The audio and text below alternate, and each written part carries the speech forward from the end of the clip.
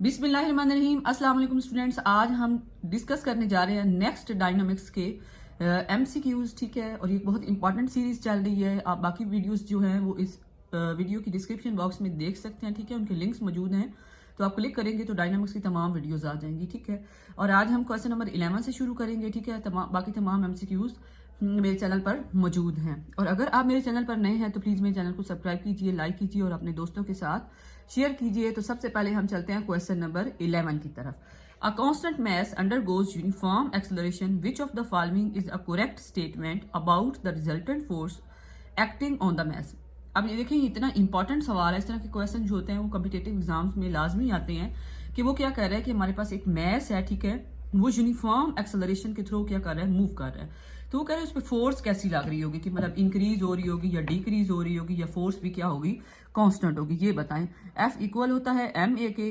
ठीक है, तो ए कांस्टेंट है, ए क्या है, कांस्टेंट है, और आपको पता है एम क्या है, एम पहले कांस्टेंट है, तो फोर्स भी क्या होगी, कांस्टेंट होगी। तो हमारे पास हम देखते हैं कि हमारे पास कौन सा आंसर इनमें से क्या है, करेक्ट है। It is increase uniformly with respect to time, तो ये गलत है।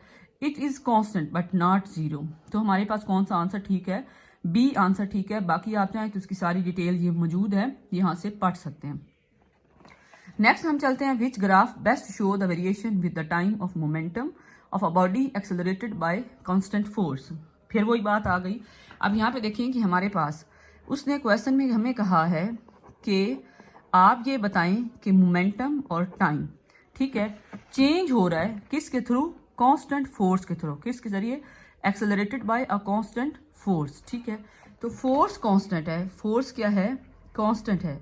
तो हमारे पास जो डेल पी को हम एक्सपेंड कर देते हैं, पी हमारे पास किसके बराबर है, एम वी के, m v by delta T.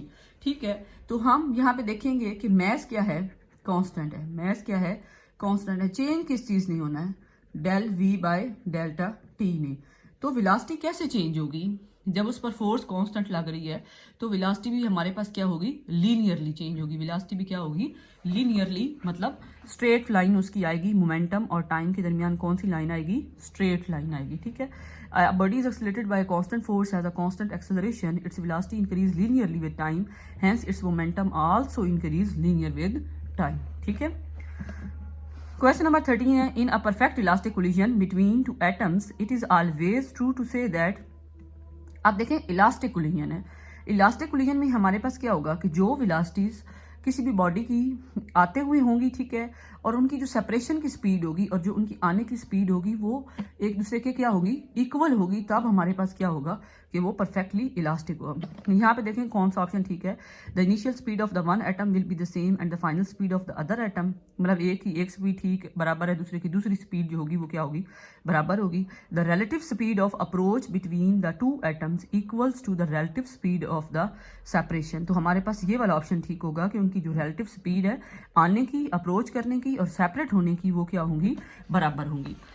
तो हमारे पास यहाँ पे इसकी डिटेल भी दी गई है।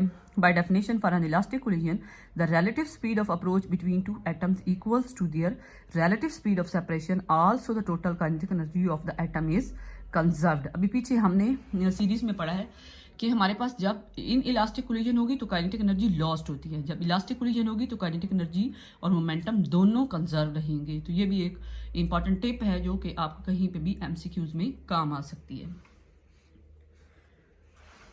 आगे हमारे पास है question number 14, two similar spheres each of mass m and travelling with speed v are moving towards each other.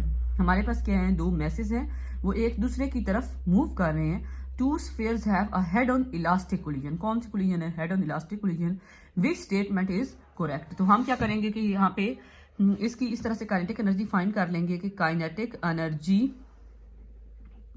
Is conserved. ठीक है, काइनेटिक एनर्जी आपने पढ़ा है, बार बार पढ़ा है कि क्या है, कंजर्व्ड है।